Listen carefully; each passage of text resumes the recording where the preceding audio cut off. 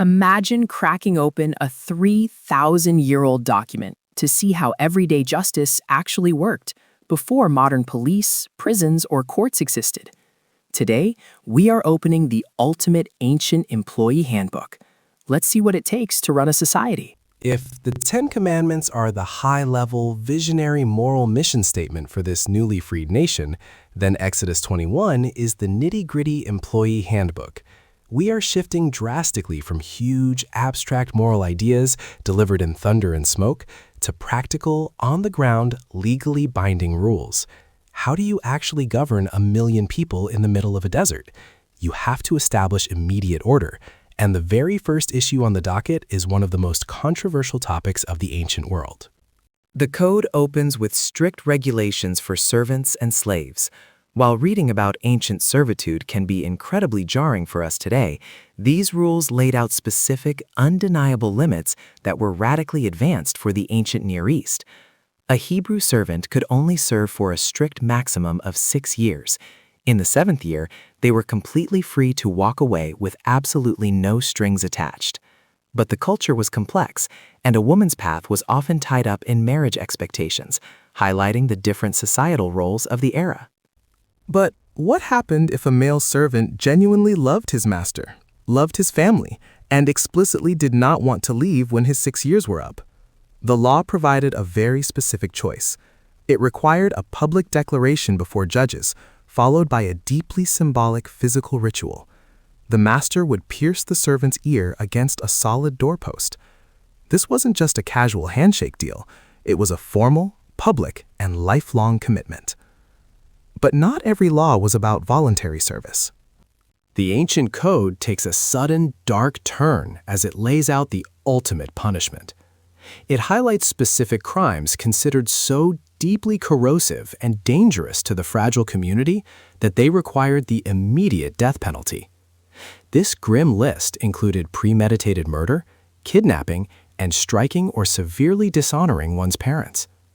By looking at these specific capital offenses, we can see exactly what this new society was trying to protect above absolutely all else: human life, the core family structure, and personal physical freedom.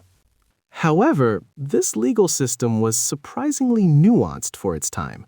The law didn't just blindly look at the violent act itself, it carefully examined the intent behind the action.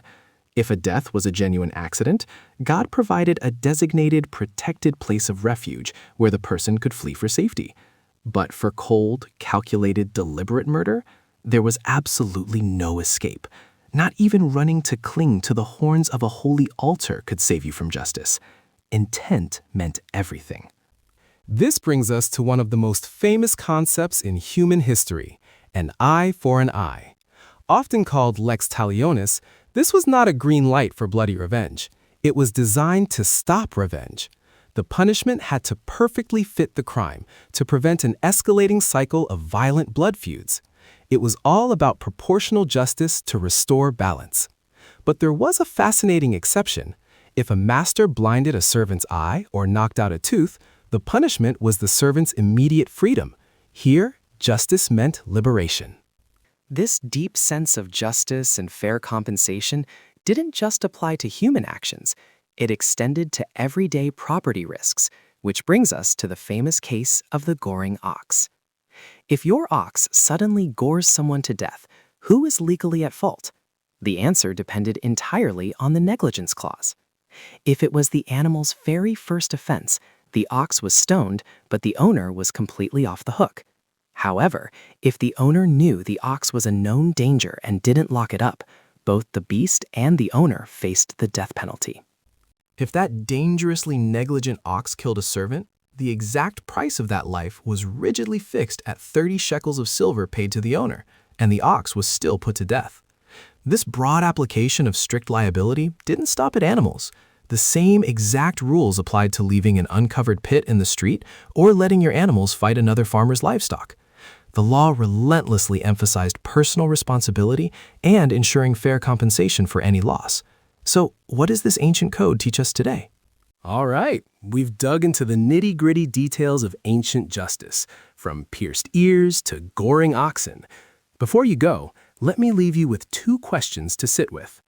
First, this ancient code gives us a fascinating snapshot of a system built on valuing life, personal responsibility, and protecting the vulnerable.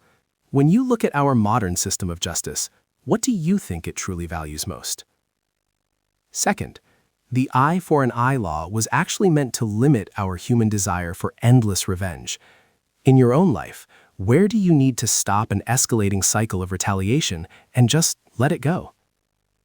Take a moment, breathe, and let them sink in.